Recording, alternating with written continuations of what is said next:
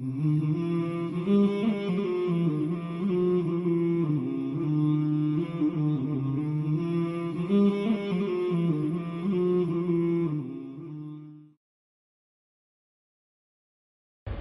our Nabi Kareem sallallahu alayhi wa sallam was leading prayer, the hadith narrated by Hazrat Abu Darda radiallahu ta'ala an. It says the Prophet sallallahu alayhi wa sallam was leading prayer. And in the prayer we heard the Prophet sallallahu alayhi wa sallam say, A'udhu billahi mink, that I seek refuge in Allah from you. And at the same time, the Prophet sallallahu alayhi wa sallam said thrice, that I curse you with the curse of Allah. Then he sallallahu alayhi wa sallam extended his hands as if he was going to catch hold of something. After the prayer, the Sahaba radiallahu ta'ala anhu majma'in asked, Ya Rasulullah sallallahu alayhi wa sallam, that we saw you do something today which we've never seen you do before. Nabi Kareem sallallahu alayhi wa sallam said, the enemy of Allah, Iblis, had come with a flame of fire. I cursed him thrice, and when he did not retreat, I extended my hands to catch hold of him. And if it hadn't been for the dua of my brother Sayyidina Sulaiman alayhi salam, you would have seen the shaitan tied up in the morning, and all the children of Medina would have been playing with him. So if this is what he's got in store for Nabi Kareem sallallahu alayhi wa sallam, what do you think he's got in store for you and I at the time of prayer? This is what he does, and I'm going to relate this very briefly, because salah is the most important pillar in the deen. Now for those that don't read their prayers before they go to sleep, their du'as, which is a lot of people, he does mantra every night. Alayka laylun tawil, alayka laylun tawil, alayka laylun tawil. Have a long night. Thus, you don't even wake up in the morning. Now say for those that read their du'as before they went to sleep, read the ayatul kursi and the dua for going to sleep, and you've set your alarm clock and you wake up in the morning when the alarm clock rings, he'll whisper, sleep for another 5 minutes. And you'll sleep for another 5 minutes. And then he'll whisper, you don't really need to go for read salah with Jamaat today. It's not farz, is it? When we don't want to do anything, we justify it by changing its ruling or looking at its ruling. So he says, you don't really need to go to the mosque today. It's cold, it's raining. Just read at home. You'll get sawab. Now he'll think, I'm not going to the mosque today. I might as well read it at home.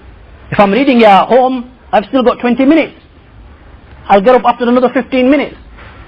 Another 15 minutes, and before you know it, it's sunrise and he's missed his salah. Or you're standing in your father's shop serving customers, and there's about 3-4 customers, and you say, there's only 10 minutes, I'll serve these 4 customers, cash in, and then we'll go for salah.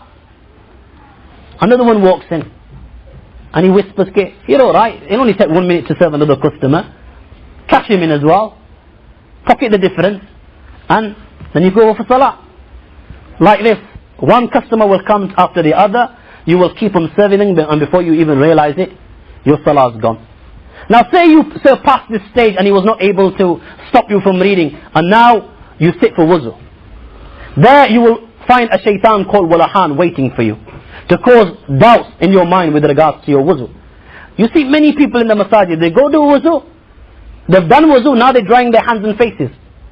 And he'll remember, the shaitan will whisper, you haven't washed the back of your feet, or you haven't done masa, it's time for Salatul Maghrib. He'll go redo his wuzu, and by the time he knows it, namaz is finished.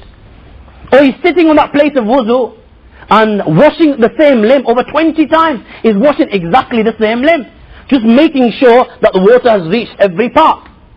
This is all from the shaitan, and this is what he wants you to do. So you miss the salah altogether. This is the shaitan called Mr. Walahan. Now say you pass this stage of wuzu and you've made your wuzu, and now you are going to read your salah. This is the stage where at least 90% of us fail. 90% of us. This is where Mr. Khinzab is waiting. The shaitan that causes problems in salah itself makes you think of everything that before salah you didn't even know of. Now in salah you're thinking about everything. This is the shaitan that is called Khinzab. Nabi Kareem sallallahu alayhi wa sallam said, أدبر الشيطان وله دراب. When the adhan is called, the shaitan does a leg a breaking wind, so that he's not able to hear the blessed words of the adhan. When the adhan is finished, the shaitan comes back. And when the muazzin says the iqamah just before salah, the shaitan does another legger, and once the iqamah is finished, the shaitan comes to the person who's reading his salah, and he begins to whisper in his heart, okay, uzkur kaza, uzkur kaza, uzkur kaza, okay, think of this, think of that, and he begins to think about these kind of things. This is exactly what happens. You realize that before salah, your mind was empty. You were looking forward for your salah.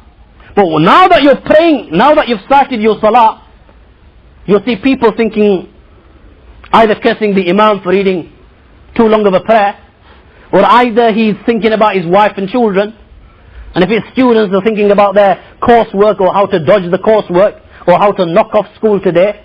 If he's working in the office, he's probably thinking what he's done today, and what his meetings are for tomorrow. He's planning all this in namaz. And you even get those that are doing their shop accounts.